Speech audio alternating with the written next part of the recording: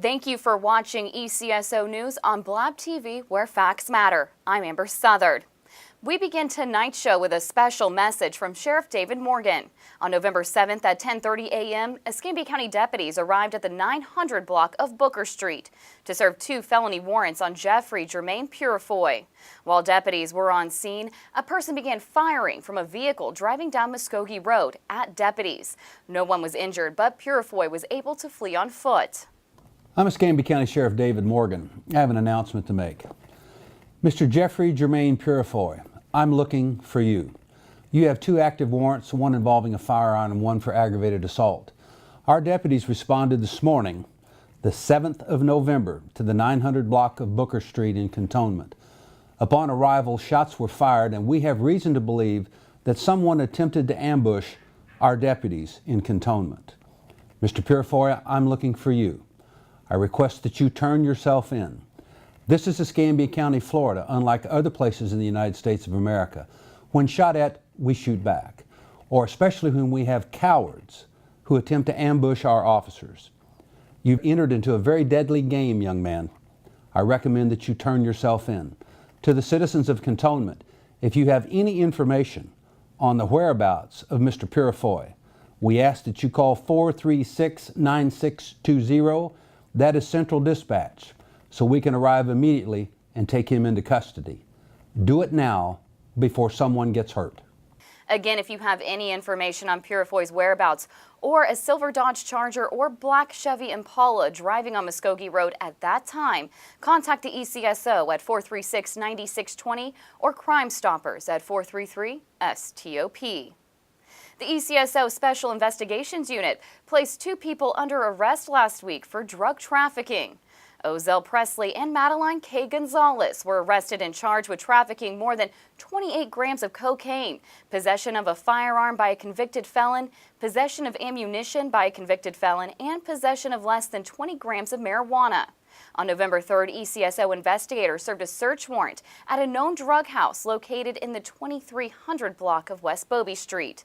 An investigation into Presley began after information was received that Presley was distributing crack cocaine from the West Bobby Street house. Presley, Gonzalez, and 3 other adults were located inside the home, along with more than 30 grams of crack cocaine, with a street value of $3,000 and a loaded firearm. Presley has been previously arrested 30 times. The West Bobby Street home is known to ECSO investigators because they previously served a narcotics-related search warrant at the house in June of this year. During the June search warrant, investigators located several firearms, cocaine, prescription pills, and marijuana. Presley was not a part of the June investigation. Presley's bond was set at $401,000, and Gonzalez's bond was set at $201,000.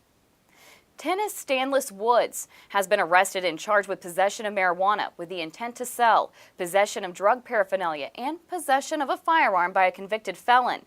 On October 27th, members of the ECSO Special Investigations Unit, along with the ECSO SWAT team, served a search warrant at Woods' home, located at the 7700 block of Aaron Drive. The investigation into Woods began earlier this month after investigators received information that Woods was selling marijuana from his home. Located during the search were several bags of marijuana, a firearm, and more than $9,000 in cash. The marijuana that was seized was not only packaged for sale, but also appeared to be different strains of the varying THC levels. Woods is a 6-time convicted felon with a history of felony narcotics charges. This investigation is part of the ECSO's continued effort to battle the drug dealing and drug-related crimes in neighborhoods known to be plagued with drugs and violence. Woods was booked into the Escambia County Jail with a $35,000 bond. Around 10:30 p.m. on October 31st, 4 black males entered a home located in the 2400 block of Maxwell Street and shot 2 people inside. The 2 victims were taken to a local hospital. Once on scene, ECSO investigators found cash and large amounts of drugs in the home. We're also looking for a 2015 maroon or red Nissan Altima with a blue and yellow West Virginia license plate. On October 30th, an Altima fitting that description was involved in a homicide on Hernandez Street. We are looking for any information about the person or persons that were inside the vehicle at the time. The pictures you are seeing are not the Altima that we are looking for or license plate, but a reference. If you have any information on either of these incidents, contact the ECSO at 436-9620 or Crime Stoppers at 433-STOP.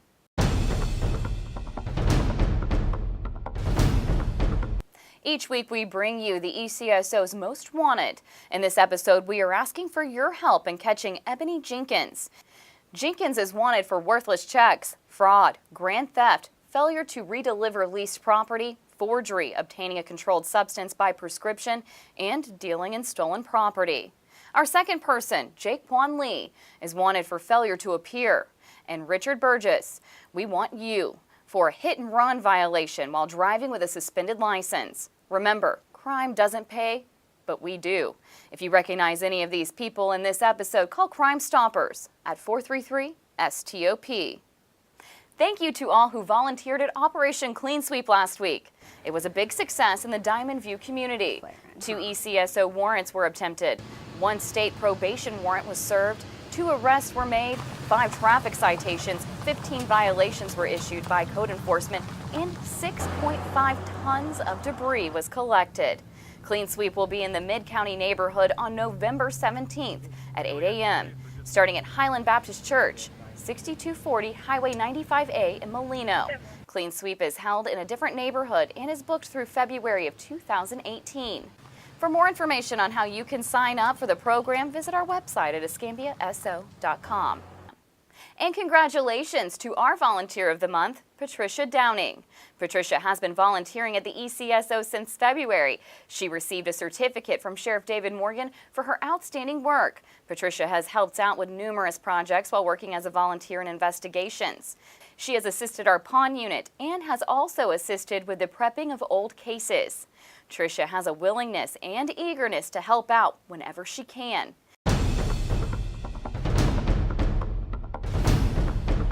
In this week's Missing Persons segment, we are asking for your help in locating 1 missing adult and 1 missing juvenile. 18-year-old Alexis Jade Franchetti was reported missing on September 14th. At the time, she was 17 years old. She is known to be a habitual runaway. And we also need your help locating 14-year-old Jennifer Ann Bronkhorst. Jennifer was reported missing on November 2nd. She was also known to be a habitual runaway. If you have any information on either Alexis or Jennifer, contact the ECSO at 436-9620. And congratulations to my co-anchor Allison Morgan and her husband Jimmy on the birth of their new daughter, Savannah Grace Morgan. She was born at 3:23 Tuesday, November 8th. She's doing well, and so is Mom. Well, if you've ever been to the Escambia County Sheriff's Office, the person sitting next to me might look a little familiar. This is Deputy Jacob Holloway, and he works in our front lobby. Thank you for joining us. You're welcome. Yeah, thanks for being Glad here. to be here. So working in the front office, you guys probably see a lot of different things come through. People are coming in, they're filing reports, they've got a lot of different stories. What is your main job there in the front office? My main job is to control access to the building and to ensure that the safety of the building, security of the building is intact. I also take a lot of citizen inquiries, questions, and reports. So you're kind of the first line when people come in. They got to talk to you first. You kind of usher them to where they need to be. That's correct. If they got to go back to a specialized unit or get a copy of a report, they come see us at the front desk. We get them checked in, and then we send them to wherever they need to go. Okay. You were telling me about something we have here at the Escambia County Sheriff's Office called an e-report. Now, most of the times you guys go out to the scenes, you're taking reports, or you take them at the front desk, but what is an e-report? E-report is an online reporting system we have here at the Sheriff's Office. It's kind of a way to allow more reports to get submitted, but without taking up the time of the deputies on the road going to higher priority calls. So like, little non-priority calls like lost wallets, theft of bicycles, stuff like that. So if my purse or my wallet or something like that is to be stolen, instead of coming up to the Sheriff's Office, I can go online and fill something out? That's correct. You go to our website. We have a link on our website. You just click on the link and then just follow the series of links, and it walks you through the process. It's very easy. Yeah, having something like this, what do you think that means for the citizens? I mean, time-wise. Well, everybody's time's important, and if you're waiting, 2-3 hours to come out and for a deputy to come out and make a report, something that could take you 15 minutes or less on the internet will certainly help improve your time use.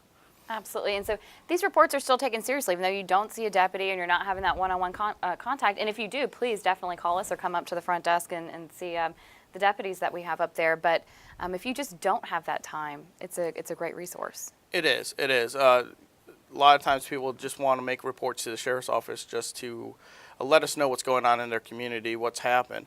They don't necessarily want criminal prosecution, but they want it documented. And so that's what e-reports is really there for. We're not talking about things like gunshots, domestic violence, things like that. We are talking about kind of the minor side of stuff. Minor stuff. Anything that doesn't have a suspect, anything that's a misdemeanor in this, property crime, theft of bicycles, missing or stolen wallets, stolen decals off of your license plate, stolen tags off your car. Even minor felonies like burglary of a vehicle, if the items taken from the car are less than $100. Now, when somebody is filling out one of these reports, what does it look like? What is something that they have to know? Is there specifics to it? When you're doing, the most popular one is the lost wallet. When you're doing a lost wallet complaint, we need more details. Yes, we understand you lost your wallet, but what'd your wallet have in it? ID card, credit cards, what kind of credit cards, insurance cards. Break it down in details and be more detail-oriented in your report, because you're making the report just like as an officer would, so you got to have your details. Gotcha. And you guys do other things up there. I see the fingerprinting process that kind of goes on for background checks. We do. And things. We do fingerprints for concealed weapons permits, name changes, expunges, pre-employment here at the sheriff's office, and other pre-employment for other agencies, depending on it. Okay. What are some other things that kind of go on up there? I'm sure, like being the first face that people see coming to the sheriff's office, what are some of the main questions that you guys get asked down in the lobby? How to add things to a report, if they can speak with the officers, get copies of reports and stuff like that. Okay. So again, if you are interested in our e-report or anything like that, you can check us out on escambiaso.com. And again, if you come in, say hey to Deputy Holloway here. He'll be the first face you see.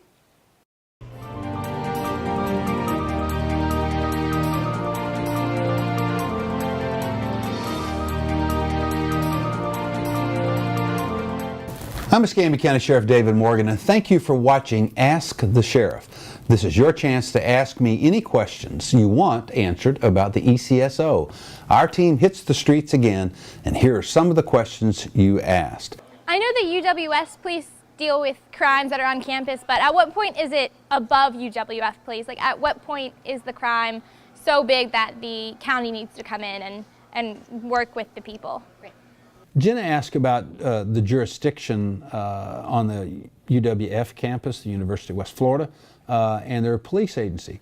Jenna, they are a certified law enforcement agency that operates on the campus. Their requirements for their officers are the same as any officer that's basically certified to exercise police or law enforcement powers, I should say, within the state of Florida.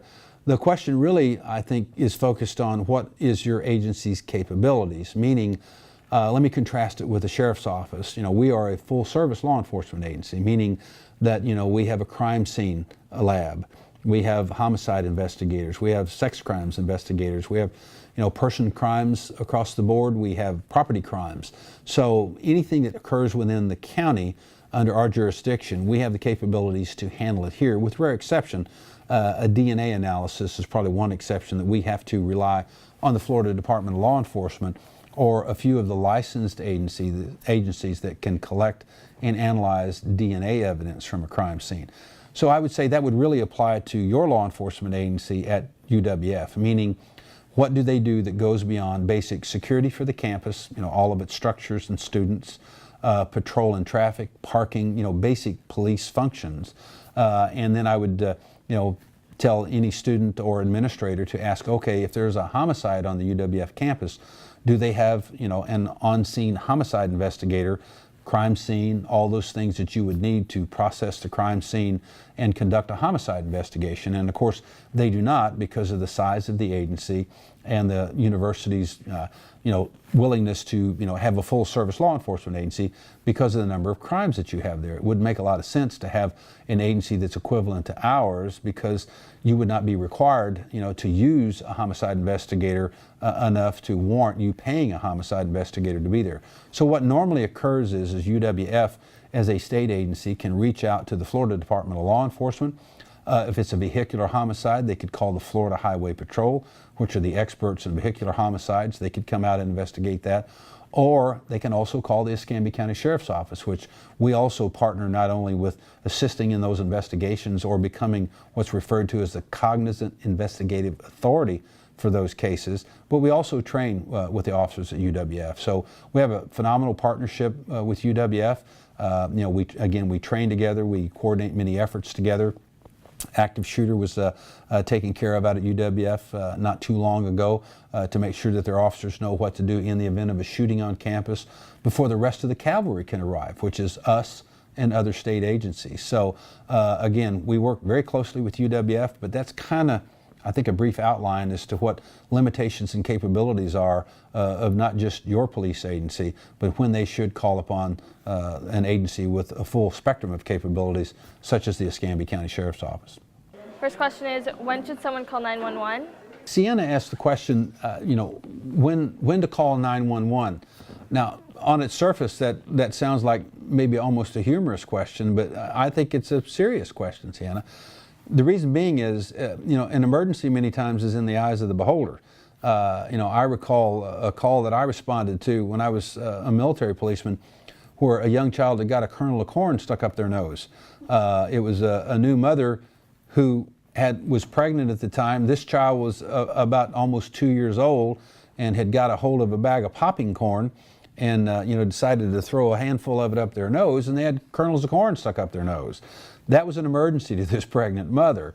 But the standard call should have been just to call the desk sergeant at the non-emergency number and say, hey, I've got a child in distress here. It's non-life threatening. Could you get somebody to swing by? And of course, in that case, it's not necessarily a law enforcement response. We would have asked our folks from EMS to go over and assist this mother with the child with the corn stuck up their nose. But again, many times an emergency is in the eyes of the beholder. But the standard criteria is this. Is it a life-threatening emergency? Meaning, are you or a member of your family or a friend, in a life-defying or not defying, but threatening situation? Is there a weapon involved? Is there physical force being involved? Has someone been a victim of an assault? Is it something that we need to respond to? Again, to stop or terminate immediately should be kind of the criteria. Is someone in distress? Someone can be, suffering from schizophrenia and a harm to them, or being a harm to themselves or to the community at large. That's an emergency situation if someone's off their medication. So, again, it's kind of hard to balance that and give you a checklist of this is an emergency or a non-emergency number. Obviously, 911 is the emergency number, but at the Escambia County Sheriff's Office, if you just have a question to ask, or by the way, the dispatcher will direct your call appropriately, you can always call 436-9620, describe to the dispatcher what your situation is, and if in fact it is an emergency, they will take the appropriate action. So sometimes people will ask you'll get from the dispatcher when they pick up the 911 call, what is the nature of your emergency?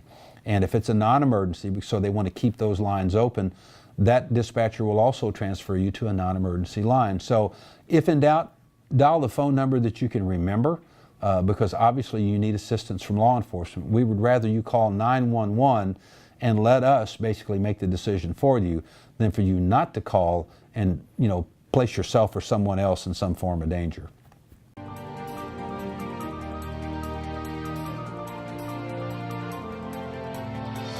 Jeremy asked the question, what is Crime Stoppers and where does the money come from?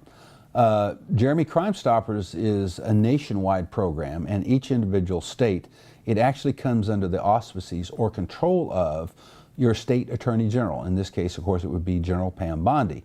And that program is administered from the state out to the local jurisdictions. Both the Pensacola Police Department in our jurisdiction and the Escambia County Sheriff's Office, of course, we support the Crime Stopper program. It's set up, again, to assist law enforcement by enabling a citizen who has knowledge of a crime to do so anonymously with a potential of receiving a cash reward as a result of their participation. Now you ask, where does the money come from?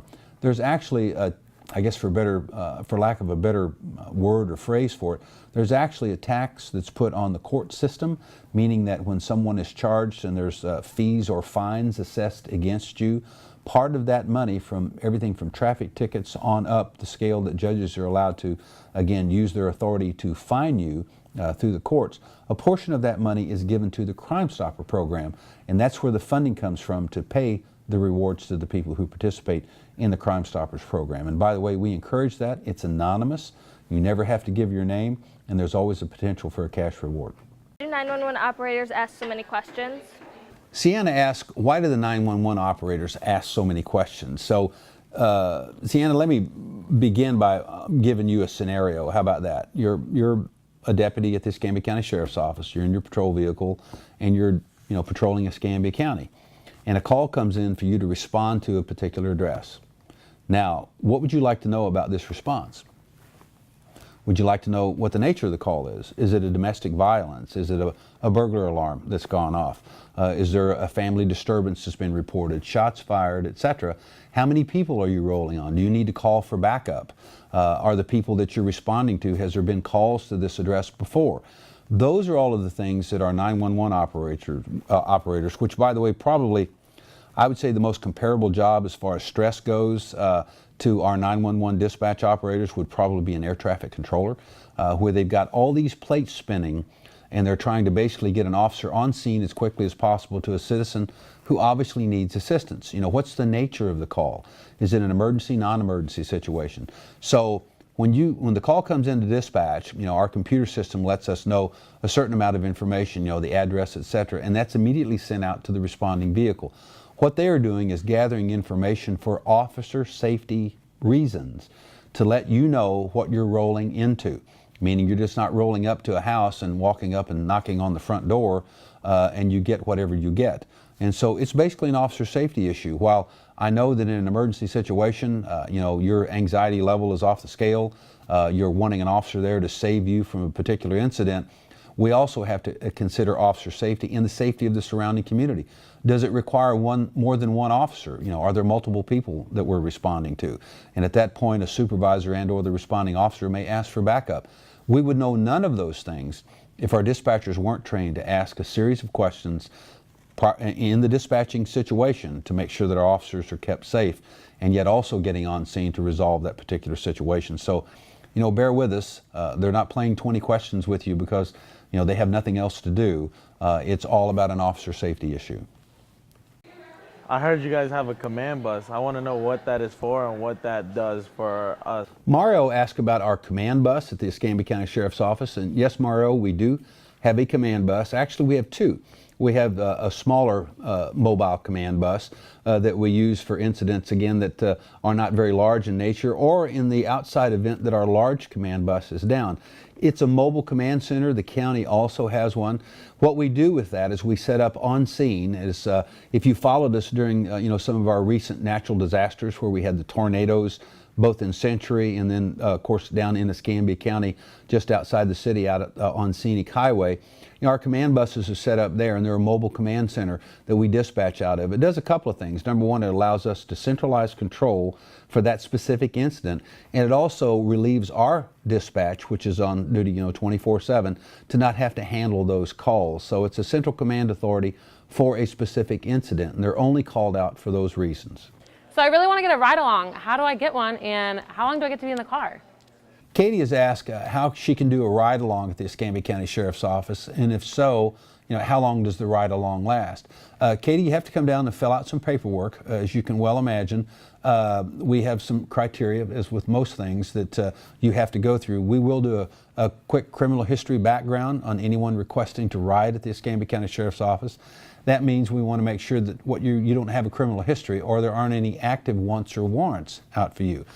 As you can well imagine, we want to be very careful. We don't want someone who's, say, under a domestic violence restraining order riding with one of our officers and gathering information on possibly where his victim could reside or live. And yes, we have had those instances where people wanted to ride with the sheriff's office only to gather information about a citizen that they otherwise would not have had access to.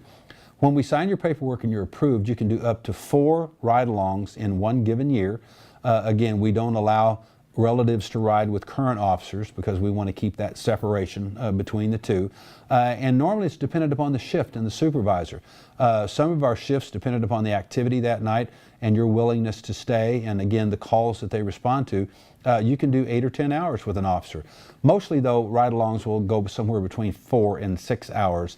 And again, if the shift load that night is very heavy, for your safety, they may ask you, to terminate the ride at that point, and you'll be brought back to the sheriff's office or wherever you've picked up your vehicle if you happen to pick them up at one of the precincts. So again, there's a lot of factors involved there, but normally people get to see enough of the law enforcement work that they want to see in their ride-along. We would also encourage you to go to our Citizens Law Enforcement Academy to learn more about law enforcement. You get to interact with a lot of people at the sheriff's office under those circumstances.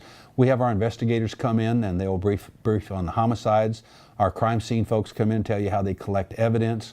Our PIO folks tell you how they get together and develop our press releases and how much information we can release at particular times. And so you get a really broad look at what a sheriff's office does, or really a law enforcement agency does. So in addition to your ride-along, we'd ask that you consider doing the Citizens Law Enforcement Academy. You can find out when the next class starts by going online at escambiaso.com and gather all the information you need to apply to be a member of that course. Remember, you can also email your questions and ask the sheriff at escambiaso.com. We'll be back next week right here on Blab TV Tuesday night at 8 p.m.